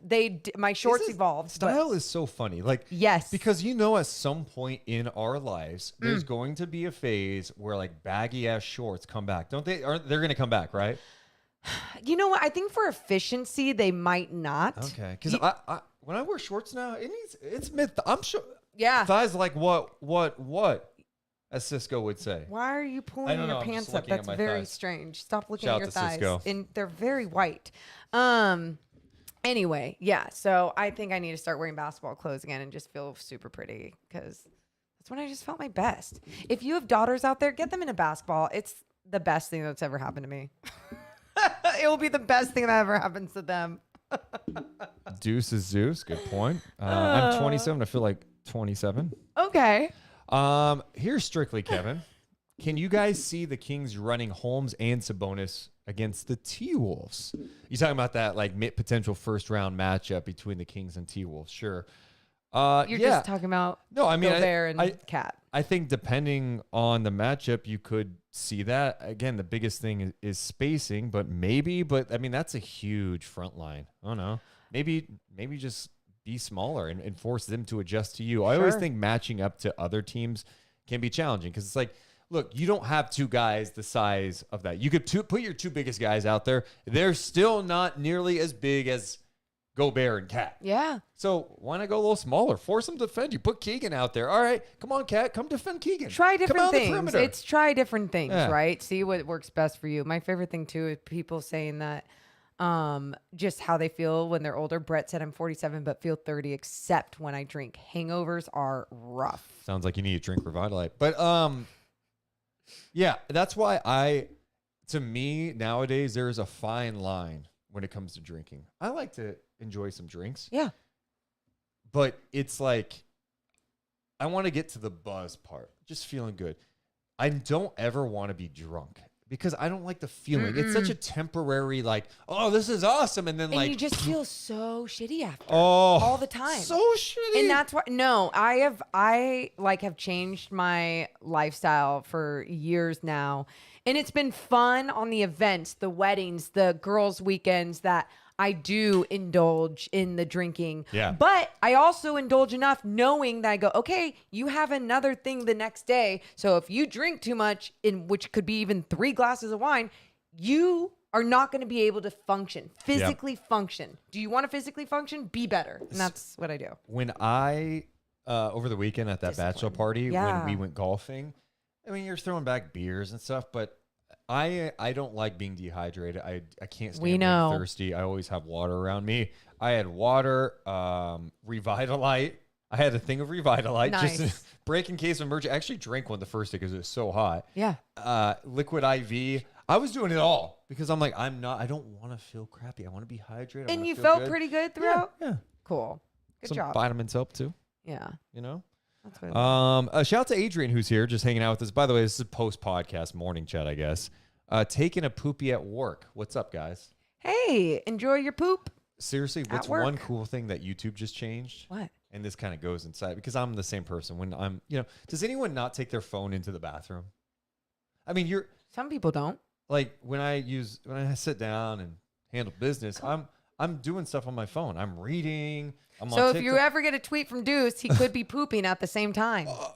Yeah, 100%. But what I was gonna say though is now YouTube. Back in the day, if you closed out to go to a different app, it would close YouTube. They switched it, so now the screen stays open, so you keep watching what you're doing. Twitch and be does on that. Twitter. Oh, Twitch does that as well. It's cool. Yep. I do stocks on my phone while I poop, says Blake. Oh, good to know. I'm so glad everyone has they're efficient while they poop. The worst is when people talk on the phone in the pooper. Yeah, 100%. I do. I mean, I have this weird thing where I just think public restrooms are bizarre. It's bizarre. Gross. Like, when you really take a step back and think about it, and we're all like comfortable with it because it's just what we do as human beings. It's like part of society. It's just like there, and that's what You go into a restroom with multiple stalls, and there's 5 to 6 people pooping around you. Or yes, pooping or peeing around you. Different smells and the people This is so the gross. grunters. Okay, stop. Like that stuff. Stop. Oh, Morgan, there's sometimes like if I'm not in a public, men's bathroom. if I'm in a so- public restroom and I'm going to take a poop, I don't know why we're so hesitant. Like I'm like, hey, you're going to take a poop? I can say that. If I feel like it's gonna be, I'm holding it until the people leave. I don't like public restrooms. I'll go if necessary. What about the ones that are just like a one person? Yeah, that's completely different. That's normal. But the fact that we actually choose to go, let's all go in this huge room with all these stalls and make a mess. It's pretty, it's a weird concept, right? Like, it's efficient at sporting events and concerts and all those things. Something you don't know that's super weird is when you go to a the urinals? the urinal, right? And there's other ones available, and someone goes right next to you. That's so weird. Well, I can't relate to a urinal, but I just think about like even when you're sitting at a coffee shop and there's no one else there, and then you're sitting like in this corner, and then someone comes and sits at the table right next to you, and it's like, really? Yeah. Like I obviously want to be alone. I'm in a corner. Private restrooms for the win. Tyler says this pod went off the rails real quick. All right, let's note that this is not the pod. This is a video streaming exclusive. This is not on the audio version. The audio version is going to feature some Vin Scully thoughts and our conversation that we had like an hour ago with Fran McCaffery. Whenever we do that closing music, it's always the audio version's done, and we are just streaming at that point. This is the pod. You're funny. Rory says women's bathrooms is like battle farts. I've heard. Okay. Hilarious. Oh my goodness. I don't know how we got onto this. So how did we get to this? Let's get off of this. Okay. Birdman. It's better than the pod. Screw you, Birdman. So this weekend, Damien's having people over. D'Lo and Casey on at noon. Are you inviting everyone? Yeah, come on over. His address is. I don't even know who the guest list is, but I was listening to their show yesterday and he said Matt George is going to be there. Oh, no way. That's so cool. I'm so sad I can't make it. How many drinks does it take Matt George to like? He's not wobble? going to. He's a dad. He's not drinking. He's not. He's got to run home to the babes. Got to run home to the babes. I was shocked because, Damien is one of those people he doesn't like. It's not a late thing. No. Oh, no. This is why I love Damien. What time do you think hey, come on over. 11. 11 a.m. No. Oh, what time? 7 to 8-ish. What? At night, yeah. And Damien. I was like, whoa. I thought it was going to be like I know. a And he goes, I've been brunch. training weeks for this. So He's been training. Oh, my God. Okay. yeah, Wait, that's Saturday, right? Saturday. Yeah. Okay. I'll be making an appearance. I know. I'm too busy. No. Okay, another thing I want to hit on real fast. Yeah. I'm so sick of NBA tampering stories. So then why are you talking about it? I'm No, kidding. it's just like the NBA pretending like they're investigating. Okay, let's break this down.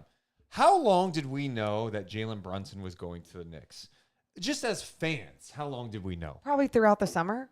Yeah, like even in the playoffs when the Knicks are sending like We execs didn't know Julius that. Randle. Did we know that they were sending execs at that time? Or I thought we didn't. No, that was public when the game was going on in Dallas. I thought they were. You But didn't we think they were just there watching it to be like, this is what we can be? Yeah, maybe someone like naive like you thought that, but definitely not me. They also hired Rick Brunson, his dad, to be an assistant coach. Yeah. Oh, yeah. But the league is investigating it. NBA is investigating possible tampering charges involving Knicks free agent pursuit and signing of Jalen Brunson. Teams weren't allowed to make contact with an agent or a player to discuss a deal prior to 6 p.m. Eastern time on June 30th, the opening of free agency. Okay, this is my thing with the league. And I love the NBA. This is horseshit.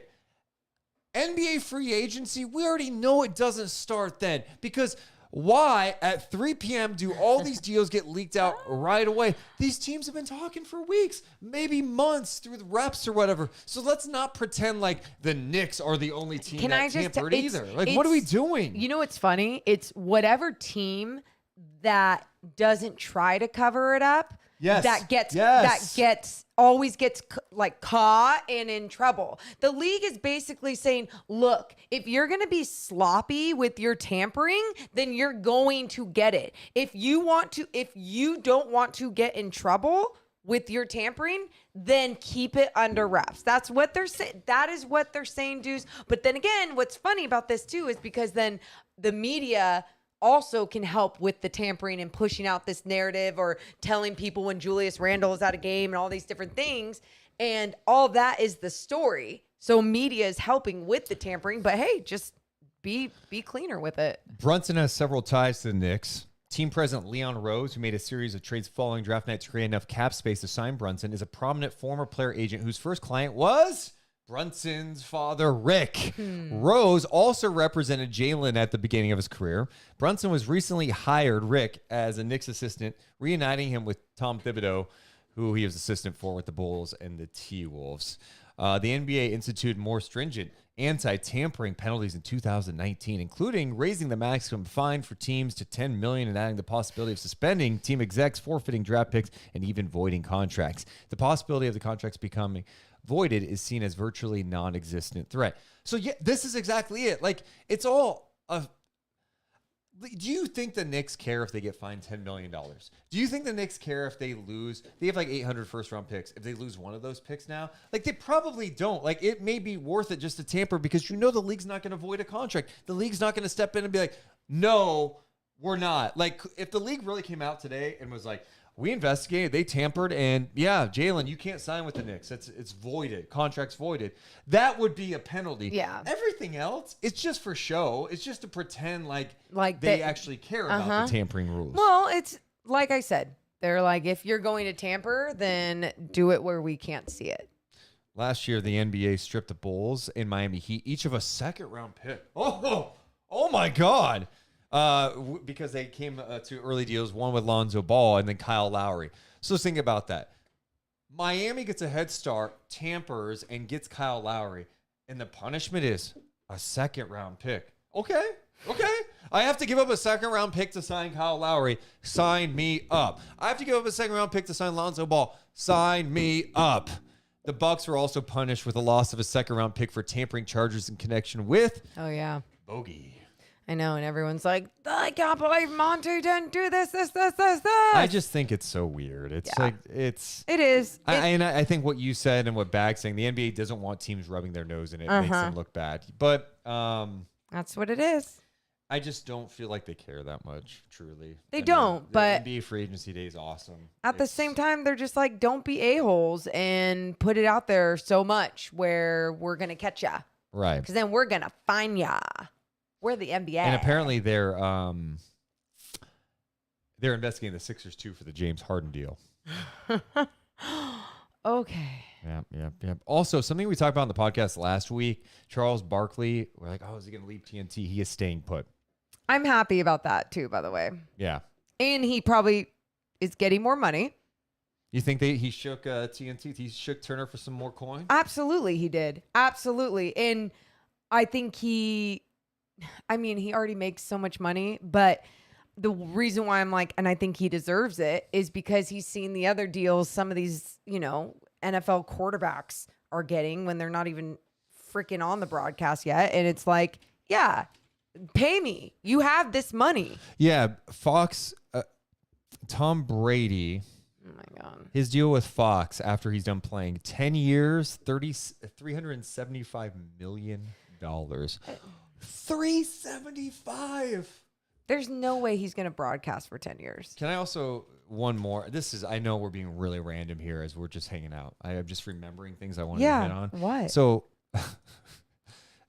NFL broadcasts, I'm just be honest real fast. NFL broadcasts. Super diverse. NFL broadcasts. Super diverse. No disrespect to any of these people because they're all great. Kevin Burkhardt, shout out Mike Pereira, Aaron Andrews, Greg Olson. Your cute little white American family. Oh my God. I'm not trying to be like negative here because these are talented. And but I I'm love like, Aaron Andrews. This is Fox's A team. You just you got to do better. Do all analysts have to be some white dude? Mm-mm. You guys, it's like some people would be like, but that's who's the best, blah, blah. No, stop. Like there's ways to do better. Just 100%. Just trust us. And trust all us. 5 of these individuals, massively talented. Absolutely. Really good at what they do. Not taking away anything from them. But like as a broadcast that is seen by America and America is diverse, you want the show, the broadcast to resemble what we all see in the world or in America or however the shit you want to put it. So whose wedding was that? Hilarious. Yes, exactly. That's what. At least they all had different color suits on. I think they were all wearing blue. I literally think they were all wearing blue too. I mean, if you just look at every NFL broadcast nationally, we're talking about the A teams. Mm-hmm. It's not a lot of diversity there, Nope. and that's like it's bugged me. It's bugged me for a long time with the NFL. It's like, hey, the majority of your athletes in football are black. Yep. Like we don't have to hire every former quarterback to be there. Like, and it's just. Well, that's why it was cool. Like NFL, like I think they Fox hired last year like Aqib Talib. And it's like, yeah, good. Like Talib brings a different flavor. Like he brings a different perspective. He played defense too. Like it doesn't have to be every quarterback. Yeah, it just doesn't. Yeah, and Steven says it looks like a broadcast from 1985. Yeah, it's wild to me. It's like, can we be better? You gotta be. You guys, That's the A team. That's what they're presenting. And then you go to CBS. Who is it? It's Jim Nantz and Tony Romo. Mm-hmm. NBC, you do have Tirico now with Chris Collinsworth. You already know how I feel about all this. Like, it's, yeah. And ESPN's team this year. Joe Buck, Troy Aikman. It's just so funny. It's funny because it's like you would think people would understand that and be like, yeah, like let's try harder and develop different people and trust in different people. I have honestly, my relationship with football has changed so much. And I know. Same. And by the way, we are in the minority with this because, and I will check in with football throughout the year. I'm just not like I was. I mean, there was a time in my life where every Sunday, that's what it was. It was watching the Sunday night games. It was getting hyped for matchups in the NFL. And now I'm sorry, the Deshaun Watson stuff, like, bugs the shit out of me. It's like, I know the NFL can appeal it and make the suspension longer, whatever, but those type of stories, and then nothing's ever genuine either. Everything always feels like they're trying so hard. Remember last year's Super Bowl? Remember the Super Bowl before that with J-Lo and Shakira? It's like, if we had diversity here, then we're good for the whole effing year. Yeah. Just like the broadcast and a lot, it should look like what your league is. Absolutely. And I mean, there's room for everyone. Yeah. And I always say this too, as like a woman in sports, and like I have dealt with men and women that didn't create that space, and then I've dealt with way more men and women that have been so inclusive in so many different ways. And it's just like, when you collaborate, life is just so much better. It is, when you empower one another. And that's why I know for us, like, that's what we plan on doing and keep wanting to do with the people that we interact with and obviously have on our shows and everything as well. So in the chat, Roman says, do we know, is it still going to be Mark/Kyle and Katie calling games this year? Yes. It is. I don't know how many games Mark is doing this year. Like, I know his schedule changes a lot based on ESPN duties. Of course, like, people, he's not doing a ton of games. Yeah. It's just not what his deal is. Especially, he's doing NBA, college football. Dude, he does everything. He just grinds, man. He grinds. Can you confirm that you're back on the NBC broadcast? I can confirm. I think I can. So yeah, confirmed. I'm back. Still waiting for my call. Hey, you got to keep grinding, dude. Just keep reaching out to people. And did you see the performance I had when I hosted pre, half, and post the Kings Mavs when De'Aaron Fox had a monster game and the Kings lost? Did you see what I did on pre, half, and post? Okay, no one likes this personality. No one likes this. Back up the Brinks trucks and get it done. I would honestly love to work with you on there too. That would be fun. That would be so cool. That would be so fun. Oh my God, we would have the best time. We would never even go to commercial break because we'd be just shooting the shit about the game. Hold on, we'll go to break in a minute. That'd be fun. It would be. And then Kenny's there too, and we're just like giving Kenny shit for sweating. Ugh. Aw. Deuce is a local talent. He's trying to tag the Kings. Local talent? I guess. What are you, an international superstar? No, you're not at all. Weird, because last time I checked, people watch us in South Korea. They watch us in Australia. They watch us in China. UK. Chico. We're everywhere.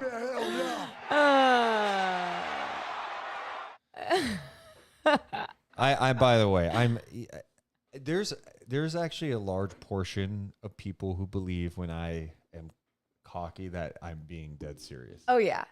I guess that's fine. It's well, okay, here's my best way to put it. I saw a clip of Paris Hilton the other day, and she said something like, I'm not really that stupid, dumb blonde. I'm just good at playing it. And basically she plays this role and has made this $1 billion, So you're saying I'm career similar to Paris Hilton in some ways. Interesting. off of being this, just acting like a blonde, dumb girl when she's like, no, bitch, I am a, business superstar. I don't know, whatever the hell she was calling herself. But yes, like, my favorite thing is because the people that do get to know you actually get to see who you really are. And that's why you doing all this cocky stuff and whatever, I find it sometimes funny. Sometimes you go too far, and I still find it even funnier that you do that. And I love when people start to hate you. That is my favorite part. When people are like, screw Deuce, he's cocky, he's this. I'm like, yes, you're doing it right, Deuce. You're the heel. Broadcast team should be Deuce, Mo, D'Lo, and KC. Well, we love those guys. I know one thing Trista said yesterday, goes, oh yeah, you guys are, you guys are competition. I'm like, I mean, is it like? I don't see it like that at all. No one's competition to me. No, there's. I have said this before, but I believe in this era in 2022, like it's much cooler to collaborate than anything. Now, I would not collaborate with people I don't get down with for sure, but like those guys do a great job. I like their show. I like what they're about. Good people. Yeah, they grind. dude. They, do their homework. All this, like we have the same morals and values. Like it's important to align all those things and work with those type of people that are just like good people in the freaking business. Steven says Deuce thinks he's a wrestler. I get it. Logan versus Deuce. Yeah, you would suck. Something I do need to really press here soon. There's some local wrestling events coming up I need to go to in August because I need to get involved in the local wrestling scene because I thought someone wanted you to. Yeah, I know. They wanted me to be a manager. I forget. You couldn't take a good bump, so you just need to be like on the mic. You'd be good on the mic. Morgan, so what you're saying right now is so I could 100% take a bump. I could not like do a flip off the top rope, but I could definitely, if someone threw me or hit me with a chair, I could definitely take a chair shot. You could take a chair shot. Yes, I could. Yeah, I know. You could take a chair shot. You could do a few things. You couldn't take a chop to the chest because. I mean, I could. I 100% could. Okay. You don't know how to chop like a wrestler. Yeah, I do. Okay. No, I don't. But seriously, because I need to at some point do some work in AEW or WWE as like an announcer. I don't even have to be the lead play-by-play guy. I'll be a backstage, behind-the-scenes guy, but I'm not going to do the thing they do in WWE where you're talking to a wrestler and you're like holding the mic like this and you're asking them questions, and then they walk away and you just stare away. Would not do that. Yeah, I know how that is. You say you want to do this, then reach out to people and I do know. it. That's what I was just. Thank you. I was just saying that. That was you. As I was saying that, that's when you're like, but you can't take a bump. You can't take a to the chest. No, because I was saying how good you would be on the mic. I was complimenting you, and then you're like, I can do something fine. And I was like, well, I couldn't. But you could. You'd be great on the mic. Oh, what about a referee? Can you see me being a referee? Yes. I'd be a great ref. Yes, you would. You would be. I feel like you would try at first to take too much of the spotlight, and you need to appreciate the artwork of the wrestlers. Morgan, like the amount of shots you take at me for no reason, as if like I would walk in. You know my appreciation for wrestling. Mm-hmm. You know my appreciation for the business of wrestling, the behind the scenes, everything that goes into it. And you act as if I would walk in and be like, yeah, I'm the ref. I'm going to get noticed. No, I would probably, just if seen anything, it with amateur refs. When my hand goes up, your mouth goes shut. We're not doing that to me because I'll kick your ass. I would, if anything, I would be more likely not to be my full self. I would probably try to stand back a little bit. I would hope so. I think you would be so excited that you would be more of the show. And hey, I'd be down to watch it if you were more of the show because that would be fun in amateur wrestling. I think that would be so fun. Deuce reminds me of the 1, 2, 3 kid. Man. 1, 2, 3. Eric says, shut your mouth when you're talking to me. Mo firing more shots than Buddy Hield in garbage time. Oh. Someone saying Mean Morgan. Yeah. What?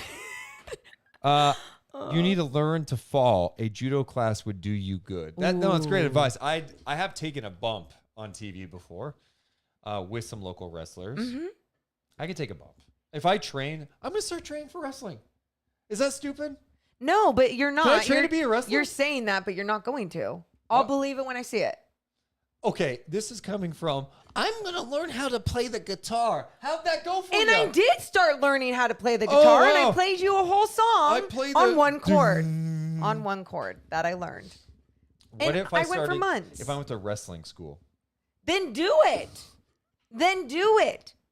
Dude, I think you'd be great. I am going to go to wrestling school. Look at how many days a week do you think I have to do? 1? Can I do once a week? No, you would have. If you wanted to be good, you'd have to at least do 2 to 3. I'm trying to be a part-time talent. I'm not trying to be a full-time talent. Okay, then 2. You know, I got this broadcast stuff. Because you'd have to do it before the season, 2 months worth of schooling.